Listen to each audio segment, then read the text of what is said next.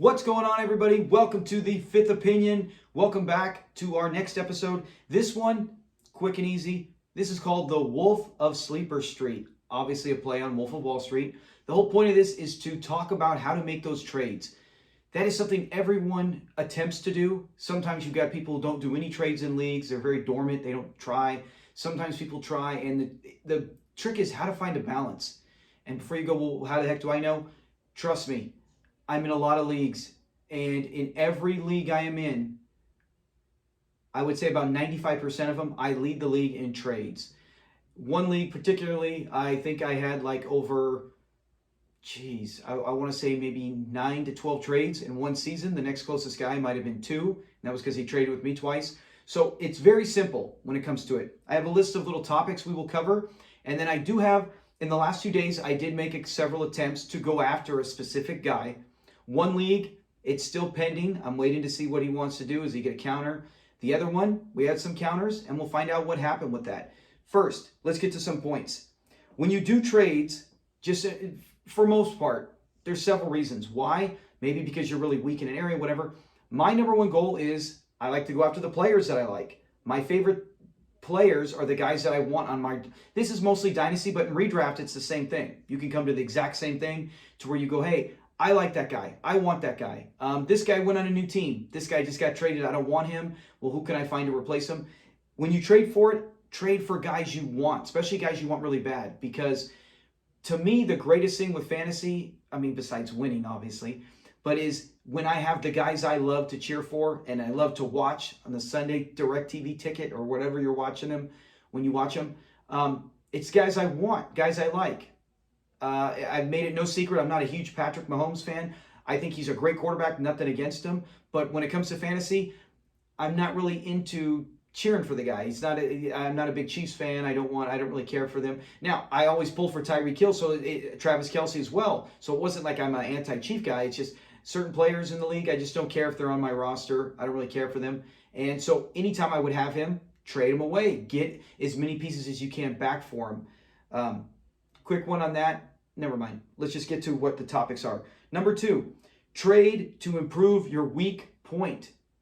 All right? Some of our rosters, man, you get to the point where you're like, man, I'm set at running backs, and I'm pretty good at wide receivers. I'm weak at tight end. Maybe I'm weak at even quarterback, right? One QB league, maybe you have like QB 19. I don't know how that could be unless there's a guy who keeps hogging all the quarterbacks. Whatever the situation may be, you want to trade for your weak points, okay? 1, you want to get your favorite guys. Maybe you can get your favorite guy, one of them, to fill your weak points. But don't do it at the expense of other good points. So let's say you got 4 outstanding running backs, and you have 1 really good receiver, and the rest, a bunch of wide receiver 30 or later. And you go, you know what, I could really use a second wide receiver. Then yes, ship off one of those 4 outstanding running backs.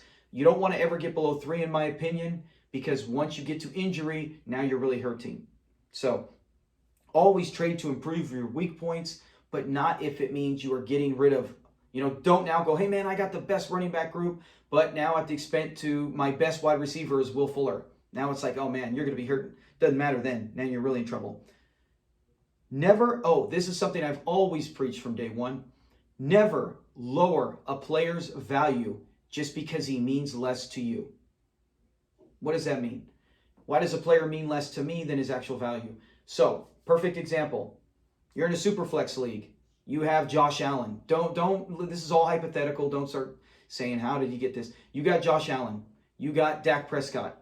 You have Jalen Hurts. And, right, you got 3 quarterbacks. You usually want a juggle of 3 of some kind of Superflex. And you even have a 4th one. Let's say it's Russell Wilson.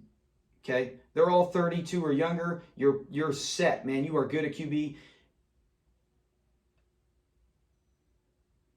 But someone approaches you with a trade. They come at you and they say, hey man, your wide receivers are good. You don't really have any good running backs. Your best running back is Cordero Patterson, who actually had a good year last year, but it's not someone you're going to bank on for the next few seasons. So with that, they come to you and say, hey, I'll give you Patterson and Baker Mayfield, or maybe even Sam Darnold, because Baker Mayfield I think will be a starter. But Darnold, who knows, man? He's a player in that position, right? Where you go, is his future really anywhere? It's a murky future, but I'll give you Darnold and Patterson and maybe, some running back 30 overall. They try to give you a couple pieces that are like, okay, and then they go, give me Russell Wilson. Let me have that Jalen Hurts. And then you're like, well, you know what? Yeah, that would help. I still got another quarterback who might be something in the future. I got mine through QBs. So that Patterson will help me this year, and maybe the other running back, yeah, I can use that. That's a good thing. And then you make that trade. But if you only had two quarterbacks, and then, you know what I'm saying? Let's say your only two quarterbacks were Russell Wilson and Dak Prescott. You would laugh at that guy. You would say, no way, dude, I can't afford to give up Russell Wilson for that. I'm going to have a real quarterback in return. That's the point.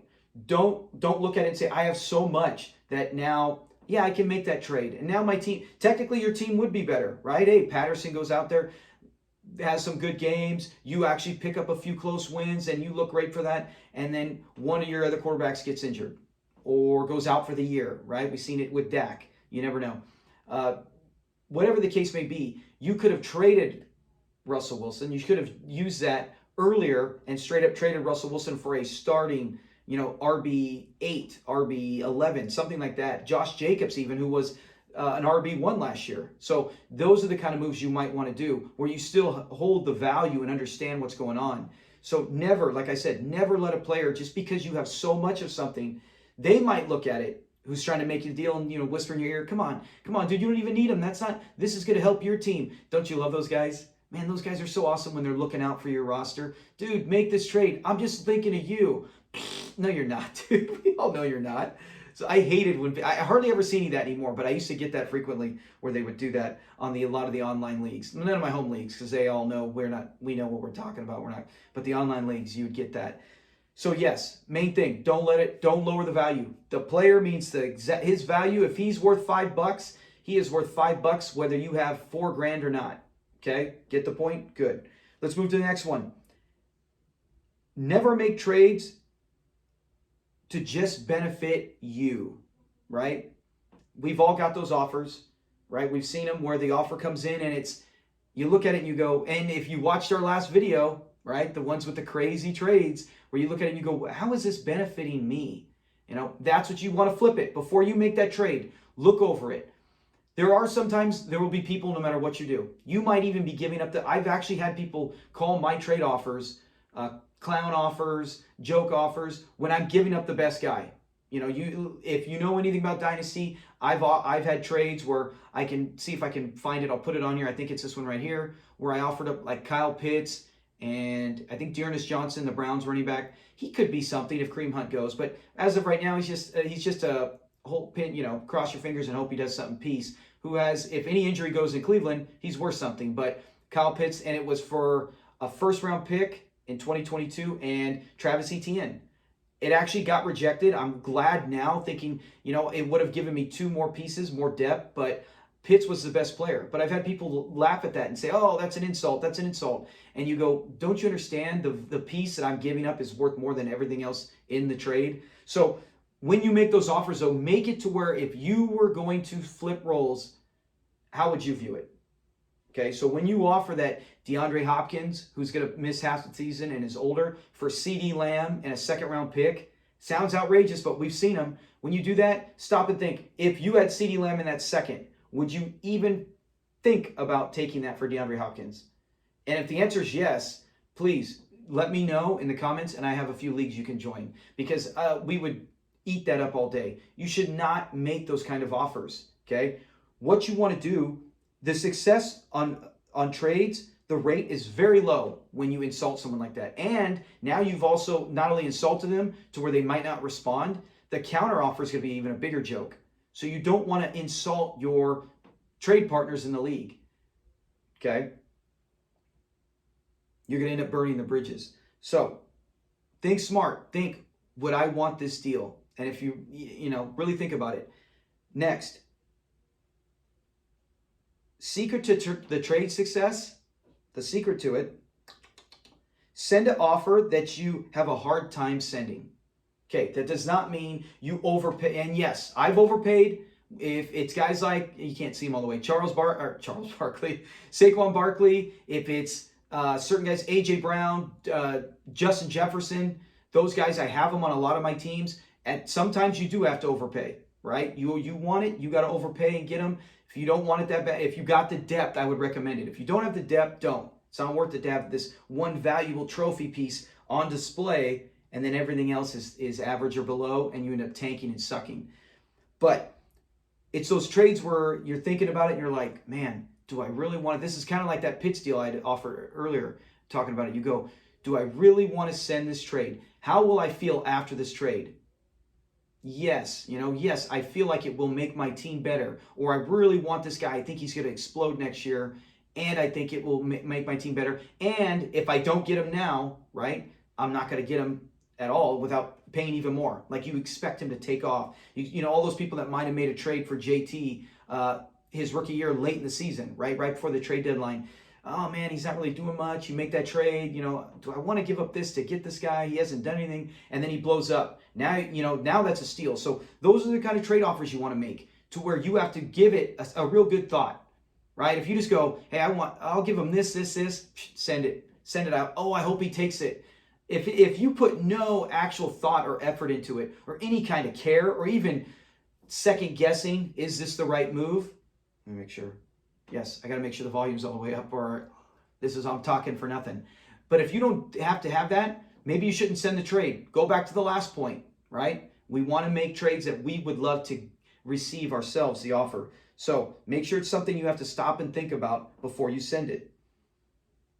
Another key point, this is something, I'm not bragging, some people are good at it. I've actually had people comment, hey, good trade offer. And even if they decline it, they're like, this is a really good trade offer. I really like the way you think. And I've had them say, I like the way you think. You really did study the roster. That's the point here. Study your opponent's roster. Look it up and down. Look for their needs that you can help their team while still fulfilling your needs. So, on the different, we're going to have an example in a second, and I will show you exactly what went down piece by piece. I have everything on display to show you. This trade just went down this weekend. But that's what you want to do. Look at it. Find it. Go through the roster. If they have Superflex and they have 3 quarterbacks, you don't really need to offer them another quarterback while you're trying to take something they might not be strong at. They got 5 running backs. Look for maybe an extra piece, a handcuff, right? Chuba Hubbard, maybe go after him, and then go after a wide receiver too if they have 6 wide receivers that are all startable. Look for something that you might want and then go, what is it they need? Oh man, their starting tight end is, a backup. It's the Colts tight end or whatever the case may be, where you go, it doesn't get a lot of work. Hey, I have George Kittle. I have Pat Freiermuth. I have McBride, who just got, drafted from Arizona, or Zach Ertz. Let me send him a vet, or let me send him a young guy who's up and coming, or Smith from the Vikings. Let me send him something he needs, and then I can try to get something I need or want as well. You got to think it's 2 to tango, 2 to dance, and that's what it is. We've all seen those trades where, like I said, watch my previous video, there was 2 on there to where you go, what a jip, what a rip. How did this happen? And some you've even seen outright screaming, veto, veto, veto, tear down the towers. What's going on here? And it can wreck a league. But I'm not talking about those. I'm talking about real trades, why intelligent fantasy football fans, what you would do with that is you're going to study it, find out what they need, and then go for what you want. Man, the success rate will go through the roof. Like I said, it almost always works. And if it doesn't work, they will keep you in mind. They'll say, hey, I like that guy. That guy, his trade offers are always outstanding. Hey, sorry, I know you really want Deebo Samuel. I'm not going to give him up for this. You're going to have to give, right now here's the trade offer. It's pretty balanced. You're going to have to go swing it way up. And that could be the case a lot of times. Do it then if that's what you want. And if you but I always go back to the point, if you have the extra pieces, okay? Not every league you do if you're in multiple leagues.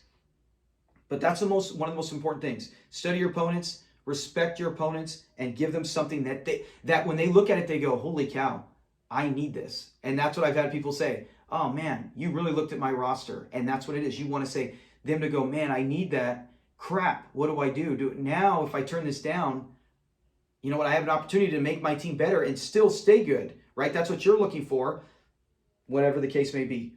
Oh yeah, and also study. Are they a rebuilding team or are they a contending team? Don't make an offer opposite of what the team is. Look for what they're doing for too.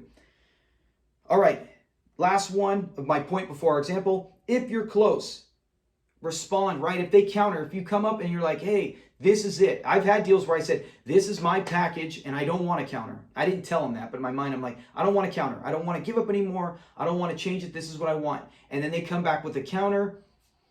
If you really are serious, then come back, go, okay, I don't really want to do this or that. Let's see what we can work with, and send back another reasonable counter offer. Don't come back with an over the top where you tip the scale or go way too outrageous, because now it's going to just get squashed unless you really don't care about the trade. It's better, like I said, for the league and for your opponents who are also other GMs with you in the league, right? It's all brotherhood. It's all respect. If you don't want to burn those or ruin it with that, never try to counter or send a bad offer back after they sent something that was serious. Okay, let's get to the example time. The player I was trying to get this weekend for specifically this show. Okay, I mean, like I said, a lot of leagues, I already have them in some, but not that many, right? I just really recently, once with the trade to Philadelphia, I said, you know what? With the Titans, I never viewed them as a passing team, even though he was a dangerous weapon. But with A.J. Brown, he goes to Philly. He's with Jalen Hurts. I think they're going to do excellent. Jalen Hurts wanted him there. They practiced in the offseason together. So just like Carr and Adams, I think this is going to be a great relationship. So I said, let's see if I can get some A.J. Brown. So I send out in a couple of leagues. One of them, like I said, I'm not going to put on here because it never got a response. I put it out, I think, Friday. Saturday, I got a hit on one of them. Okay, let's get to the first one, and I will have it displayed right here. So, first one, I send Deshaun Watson. Now, let's cover the guy's team. He is a quarterback-needy team. Here's the roster. I'll show you right here. And on there, you can see that he basically has one starting quarterback. So, Deshaun Watson's not an instant fix. We all know what he's facing, possible year-long suspension. But in my team, I have three quarterbacks, but one of them is Mariota.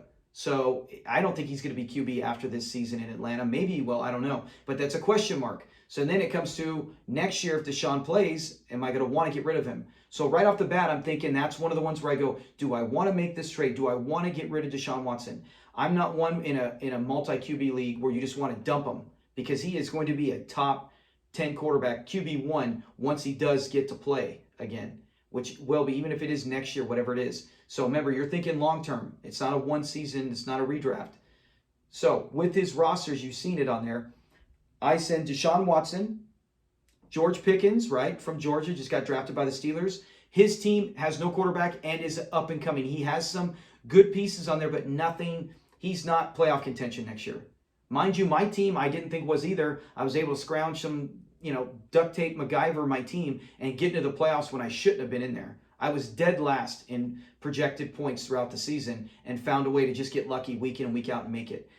But his team was not a playoff team, and he's not going to be this year. So you look at it, you go, I'm not going to send him a bunch of vets. I'm going to look for guys in their prime or guys who are going to be, young and up and coming. So Deshaun Watson, George Pickens, young wide receiver, and the last one, Laviska Shenault. He's not, we saw his value is dropping in Jacksonville. They just got more weapons, and then it seems like, is this something that, is he going to ever just be in the return game? Are they going to find a way? Is he going to get traded? So he's not really going to help you now. Maybe he will next season. Maybe he will catch on with someone else.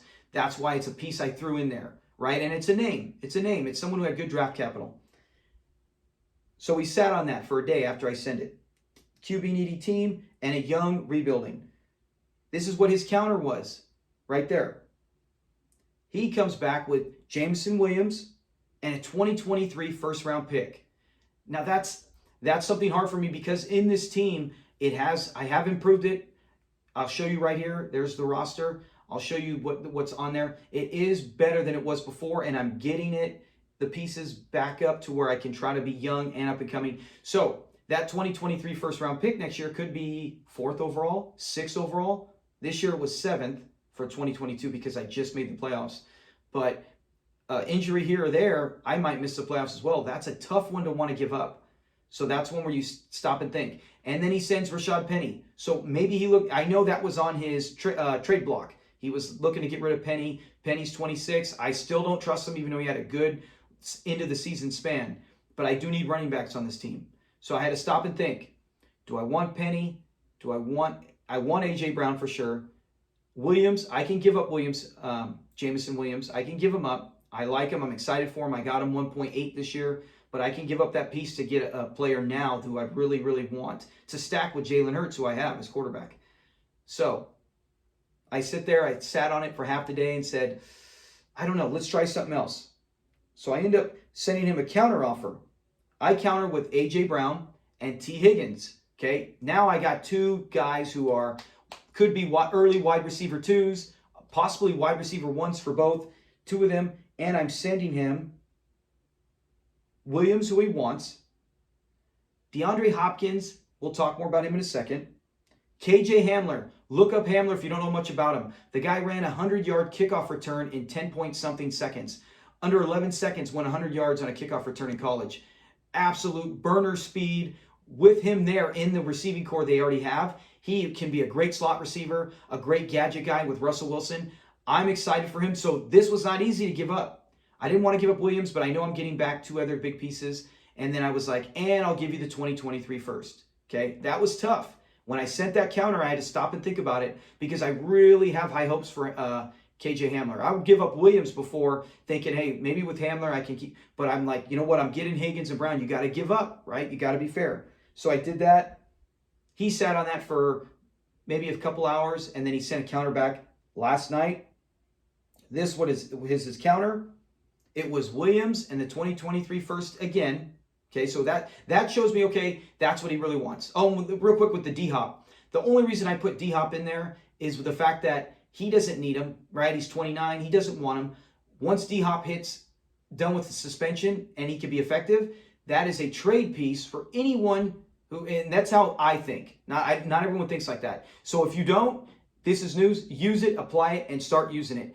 When you get vet players, right? George Kittle, guys who are like 27 is still good. Maybe 28, 29, almost at 30 range. Keenan Allen. If you get those pieces in your rebuilding team in a trade package, take them. Sometimes it's hard to unload them. But at the trade deadline, and they are playing well, watch it get you a first-round pick next year. A championship contending team will do that because they go, hey, that's pick 11, that's pick 12, whatever the case may be. I can live with that, and I still got a guy who's going to help me next year, maybe another year, 2 more years, and I'm on a contending team. While the rebuilder goes, hey, I got something for it.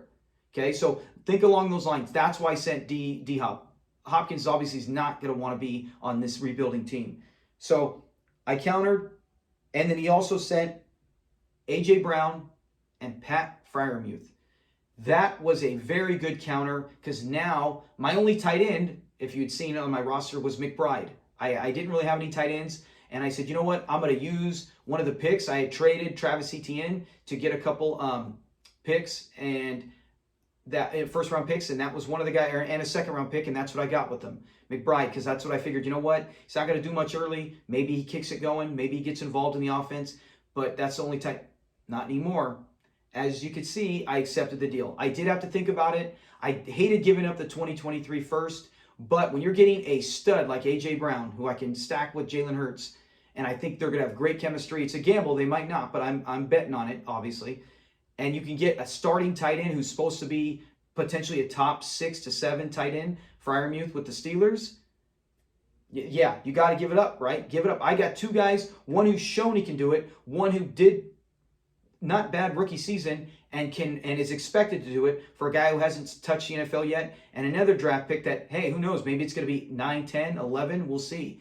So it was a win-win for both sides. He gets what he wants because he's rebuilding. He was excited about it.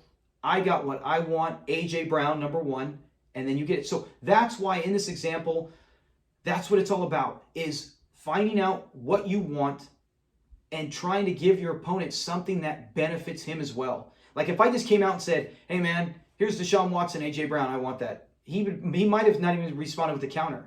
You got to look at it and say, okay, I'm giving him a good piece potentially next season. Now see, he didn't even take Deshaun. He didn't want him. That's fine. And I'm happy now. Remember what I was saying? I was kind of questioning. Now if Mariota doesn't succeed this year, next year I know I still got Watson, I still got Zach Wilson, and I still got Jalen Hurts. So that's why sometimes with the counter, if you send a really respectable offer and the counter comes, it might not be what you're originally looking for, but it's still a win-win for both sides. And that is how trades get done. And you can be the next Wolf of Sleeper Street. Thanks for watching. Hit a like if you really enjoy it. I'm new content. I'm trying to put it out as much as I can per week, but I'm very busy. I hope you like this. I hope you can take this knowledge and apply it. And good luck. Leave a comment or always hit me up on Twitter and let me know how it went. Did you do any trades? Did anything I say actually help and you applied it and you end up making a big difference in your league and getting the guy you want? I would love to find out if this helps, because then it helps me go, hey, this worked. What else can I do? If I don't hear anything, oh well. All right, you guys have a good one. Talk to you later. Peace.